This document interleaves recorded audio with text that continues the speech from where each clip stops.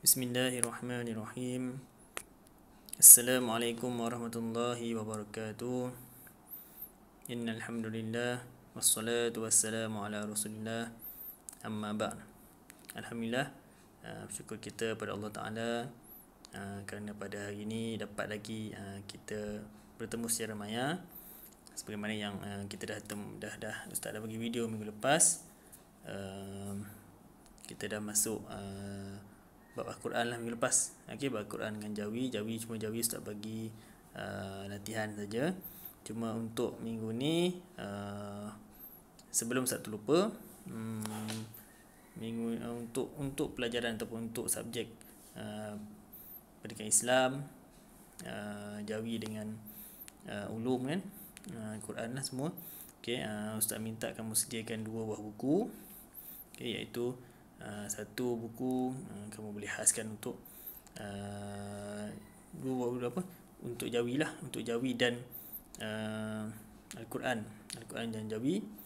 Satu lagi untuk ulum lah. Ulum tu merangkumi semualah, akidah, ibadah, sirah, adab dan sebagainya lah. So kalau Ustaz dia minta suruh salin ataupun minta tolong buat latihan. Okay, kalau bukan melalui online latihan tersebut, kalau Ustaz bagi latihan secara bertulis, boleh tulis dalam buku yang kamu dah sediakan. 2 buku saja untuk pendidikan Islam, termasuklah Jawi, pendidikan Islam, Quran dengan Jawi. Guna 2 buah buku saja. Sekiranya perlu tulis dalam buku tersebut lah. Tulis ataupun boleh print dan tampalkan untuk pelajaran kita pada secara maya ni lah. Baik, untuk hari ni kita akan masuk tajuk ataupun ulum syariah. Yang pertama, kalau kamu tengok buku teks, tengok seperti mana paparan ni, kita akan masuk tajuk iaitu unit 1 bidang akidah, iaitu Allah Al-Alim dan Al-Hakim. Kalau saya pada buku teks tu, kalau nak tengok ni pun boleh, tapi kalau buku teks, kalau yang belum ambil itu buku teks, kalau tak ada buku teks lagi boleh tengok ni lah. Kalau dah ambil nanti kamu boleh rujuk buku teks muka surat 66. Okey, baik, kita buka muka surat 66. Okey, kita dah buka muka surat 66 Okey, iaitu 66, iaitu tajuknya iaitu Allah Al-Alimul Al-Hakim. Al-Alim dan Al-Hakim. Baik, kalau kita tengok paparan pada buku teks tersebut, okey, muka surat 66 tu kamu boleh lihat bagaimana ataupun boleh tengok gambar. Ada 4 keping gambar dekat muka surat tersebut lah. Yang mana yang pertama, gambar pertama dia tunjuk apa? Tunjuk gunung berapi. Gambar pertama dia tunjuk gunung berapi. Yang mana kita alhamdulillah di Malaysia ni tidak adalah gunung berapi. Okey, tidak, Allah Taala tak jadikan Malaysia ni gunung berapi. Alhamdulillah, salah satu daripada mungkin gunung berapi ni salah satu daripada kejadian Allah. Tapi dia agak bahayalah kepada masyarakat sekitarnya. Jadi Allah Taala bagi kelebihan daripada negara Malaysia ni tidak ada gunung berapi, alhamdulillah. Yang kedua, bagaimana gambar iaitu gerhana matahari.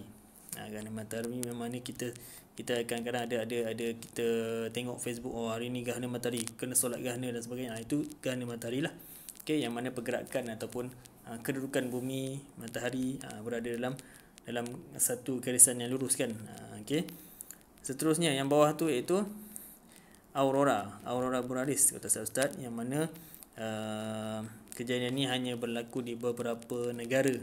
Kata Ustaz, negara di Eropah lah, kata Ustaz. Okey, yang mana keadaan tersebut sangat cantik, sangat hebat ciptaan Allah. Allah tunjukkan kehebatan dia bagaimana keadaan yang berlaku di negara tersebut lah. Kalau nak tengok secara lanjut video dan sebagainya, boleh kamu search YouTube yang lain. Dan gambar yang keempat iaitu galaksi. Okey, galaksi, yang mana galaksi ni kalau di dunia kita ni, di dunia Allah Taala ni, dunia ni lah. Okey, di alam semesta ni, okey, terdapat mungkin berbilion, mungkin trilion, mungkin lebih daripada tu galaksi yang terdapat di dunia ni, di alam semesta ni lah. Okey, di alam semesta ni. Tengok bagaimana hebatnya kekuasaan Allah. galaksi ni, kalau kita ni salah satu daripada mungkin jutaan, mungkin bilion, trilion galaksi yang terdapat di alam semesta ni. Bagaimana hebatnya Allah Ta'ala mencipta alam semesta ni yang memang begitu besar. Okey. Dia ditulis bawah ni aurora. Aurora iaitu fenomena berupa cahaya terang yang kelihatan di langit pada malam hari, berbentuk jalur atau tirai yang biasanya berwarna merah, hijau ataupun ungu. Dia macam satu fenomena cahaya yang menarik, yang cantik, yang hebat lah. Okey, yang hebat. Bagaimana Allah Taala tunjukkan kuasa Allah Taala kepada hamba-Nya, pada kita, untuk kita melihat kan. Jadi kalau dalam gambar tu tengok kan, perbualan antara dua orang rakan, yang mana rakannya berkata subhanallah, hebatnya ciptaannya. Ciptaannya itu ciptaan Allah. Okey, jadi siapakah penciptaan alam ini? Kan baru saya beritahu ni. Siapa mencipta alam ni? Siapa mencipta kehebatan fenomena, kejadian-kejadian yang kita belajar tadi, ada 4 kejadian dan berbagai-bagai, berbanyak-banyak kejadian-kejadian yang telah dijadikan di alam ini, iaitu dijadikan oleh siapa? Dijadikan oleh Allah Subhanahu wa Ta'ala, iaitu Tuhan yang wajib kita sembah. Okey, tidak boleh tak sembah lah kayaknya. La ilaha illallah, tiada Tuhan yang layak disembah melainkan Allah. Baik, boleh tengok muka surat selepasnya, iaitu muka surat 67. Ini kita nak baca 2 ni je. Tadi sebagai satu mukadimah. Okey, bagaimana gambar tu menunjuk kehebatan ciptaan Allah, kehebatan ilmu Allah, kehebatan penciptaan, hebatnya kebijaksanaan Allah Ta'ala. Baik, ini kita akan berbalik kepada gambar tersebut dan berbalik kepada tajuk yang kita belajar, iaitu Al-Alim. Kita fokuskan pada Al-Alim dulu. Ini kita nak belajar erti je. Erti dua ni, Al-Alim dengan Al-Hakim. Baik, yang pertama, Al-Alim ni bererti maha mengetahui. Okey, Al-Alim sekali lagi saya sebut, Al-Alim bererti maha mengetahui. Okey, alima. Okey, ataupun ilmu. Tapi bila masuk Al-Alim maksudnya maha mengetahui. Maha ni hanya layak bagi Allah. Dia sangat, terlebih bersangat mengetahui. Kalau manusia ni mengetahui je, bukan maha mengetahui. Kita tahu, tapi kita tak tahu semua perkara. Tapi Allah semua perkara dia tahu, iaitu maha mengetahui. Nama Allah Al-Alim bermaksud Allah maha mengetahui setiap sesuatu secara terperinci.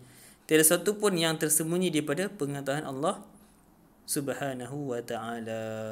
Kamu pergi menyorok kan, main sorok-sorok dengan kawan contohnya kan. Main sorok-sorok dengan kawan kan, cuti ni, sesambil kamu belajar di rumah dan sebagainya. Petang-petang kamu main sorok-sorok dengan kawan-kawan kamu kan. Kamu sorok kat belakang pokok ke, dekat dalam roban ke dan sebagainya kan. Kawan mungkin tak tahu, tapi Allah Ta'ala tahu. Itu baru sorok yang biasa, belum lagi sorokan-sorokan yang kamu buat dekat, contohnya kalau kita menyorok kat tempat yang sangat-sangat orang tak tahu, kan, pun Allah Ta'ala memang tahu. Tak boleh kamu tahu, aku nak nyorok lah pada Allah kan, aku nak nyorok pada Allah lah. Mana tempat nak pergi? Semua tempat Allah Ta'ala tahu. Tak ada tempat yang Allah Ta'ala tak tahu. Okay, kalau seorang tu mencuri pun kan, sorokkan tempat barang yang dicuri tu kat tempat yang sangat-sangat orang lain tak tahu. Kadang-kadang mungkin dia pun lupa, mungkin banyak barang disorok kan, dia sendiri lupa, tapi Allah Ta'ala tidak lupa sebenarnya. Okey, baik, itu kehebatan ilmu Allah. Okey, Allah maha mengetahui. Pengetahuan Allah sangat-sangat luas, sangat-sangat hebat. Satu lagi, yang kedua pula, Al-Hakim. Okey, Al-Hakim bererti maha bijaksana. Sekali lagi, Al-Hakim artinya maha bijaksana. Manusia ni bijak tak? Manusia ni bijak. Okey, tapi tidaklah maha bijaksana. Bijak ni apa? Bijak ni pandai kan. Kita ada yang pandai kan, bukanlah kata apa, ada yang pandai kan, ramai yang pandai, tapi pandai kita, ilmu kita tidak sehebat pandai Allah. Allah maha bijaksana, Allah maha pandai, maha mengetahui, maha pandai. Okey, kita janganlah belagak dengan Allah. Aku tahu ni semua ni kan. Ilmu Allah semua aku tahu. Tak boleh. Kita jangan berlagak pandai. Kita pandai satu subjek tu bagus. Tapi pandai kita tu biarlah pandai yang bertempat. Contohnya kalau kita pandai subjek apa? Matematik contohnya. Kita pandai matematik, kita ajarlah kawan kita matematik macam mana. Kita jangan gunakan ilmu kepandaian kita tu untuk buat benda yang tak baik. Kan? Guna kepandaian ilmu tu untuk mencuri ke contohnya. Tak boleh. Gunakan kepandaian ilmu tu untuk buat perkara yang baik. Pandai matematik, so kita boleh tolong mak ayah kita, boleh tolong adik kita untuk ajar dia, kan? Tolong kawan-kawan kita ajar dia supaya nanti kita tak kerikut ilmu, tidak tertipu dengan kalau kita pergi kedai kan, kita tahu matematik kan, kita pergi kedai, kita bayar, kita beli barang, beli contohnya beli pensel RM2, beli pen RM2 kan, kita bagi RM10, bagi kawan tu RM10 mana sepatutnya akan mendapat pulang balik RM6, tapi orang tu pulang RM2 je, sebab kita tak pandai matematik contohnya. Tak boleh lah kan, kita balik kena tipu orang tu. Mungkin dia nak test kita kan, mungkin dia nak test kita, aku bagilah RM2 ni kan. Kalau dia tak pasal nanti untunglah aku kata. Kita sendiri yang rugi patutnya. Okey. Nama Allah, kita sambung sikit Nama Allah Al-Hakim bermaksud Allah Maha Bijaksana mencipta dan mentadbir alam. Setiap ciptaannya mengandung hikmah, faedah dan tujuan. Baik. Setiap segala apa yang Allah Ta'ala cipta ni semuanya ada hikmah. Okey. Ada faedah, ada tujuan. Tak ada satu pun yang Allah Ta'ala cipta tak ada tujuan. Allah cipta bumi ni ada tujuannya. Allah cipta syurga ada tujuannya. Allah cipta neraka ada tujuannya. Ada faedah dia, ada hikmah dia. Allah cipta malaikat ada hikmah dia. Allah cipta pokok ada hikmah dia kan.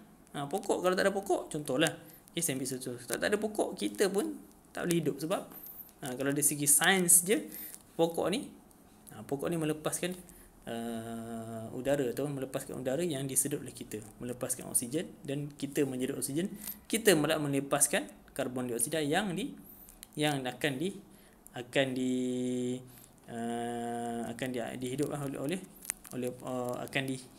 disedutlah oleh pokok. Dan pokok akan hidup kan. Dengan kamu pun belajar, kalau kamu akan belajar nantilah, okey, bagaimana nanti pokok akan hidup. Tak akan hidup kerana tak ada udara, tak ada air, tak ada cahaya matahari kan. Macam kita jugalah kan. Kita pun hidup kalau ada keperluan asas yang utama tu, kita akan hidup lah. Air, makanan, kita hidup lah kan. Kalau tak ada air, tak ada makanan, tak ada udara, kita pun akan mati. Baik, tengok hikmahnya. Setiap sesuatu tu, semua perkara yang Allah Ta'ala buat, yang Allah Ta'ala jadikan ni, semuanya ada hikmah yang tersendiri. Mungkin kita tahu atau tak tahu je. Sebab tu kalau kita diuji oleh Allah dengan sesuatu ujian, ialah kita sendiri mungkin terasa sakit kan dengan ujian dan sebagainya. Kita anggap itu sebagai satu ujian Allah, dan anggaplah Allah Ta'ala menguji kita tu ada hikmah dia, ada tujuannya, mungkin nak kita bertaubat dan sebagainya. Okey. Baik. Untuk itu hari ni itu saja. Okey, sebab kita tak naklah belajar tambah banyak. Nanti kan kamu tak boleh dapatlah ilmu-ilmu yang banyak kan. Kita pun terikat dengan beberapa faktor, contohnya video dan sebagainya kan. Jadi setakat ini saja saya bekalkan kamu dengan soalan. Kamu boleh lihat, boleh tengoklah soalan tersebut dan boleh buat. Soalan tu tak silap saya buat melalui Google Form. Okey, kamu boleh tik aja di handphone, tik jadi handphone, dan ada skor markah dia lah. Ada skor markah dia. Soalan tu bercampur ada yang Rumi, ada yang Jawi. Jadi kamu kena jawablah semua soalan. Tak banyak, ada beberapa soalan saja. Jadi kalau soalan tu kamu tak faham ataupun tak tahu, boleh rujuk pada buku teks ataupun apa yang Ustaz dah beritahu tadi lah. Ustaz dah cakap dia kan, boleh rujuk buku teks, muka surat ni lah, muka surat 67. Ustaz buat soalan tu pun berdasarkan muka surat ni lah, 67 saja. Okey, so harap kamu dapat menyelesaikan soalan tersebut dan dapat sedikit sebanyak lah ilmu yang Ustaz sampaikan ni. Semoga sedikit sebanyak dapat memberi faedah kepada kita, memberi kebaikan kepada kita bersama. Dan apa yang baik itu daripada Allah, dan apa yang buruk itu mungkin dari kelemahan Allah, kelemahan saya sendiri, maaf. Aku qouli hadza wa astaghfirullah li wa lakum. Assalamualaikum warahmatullahi wabarakatuh.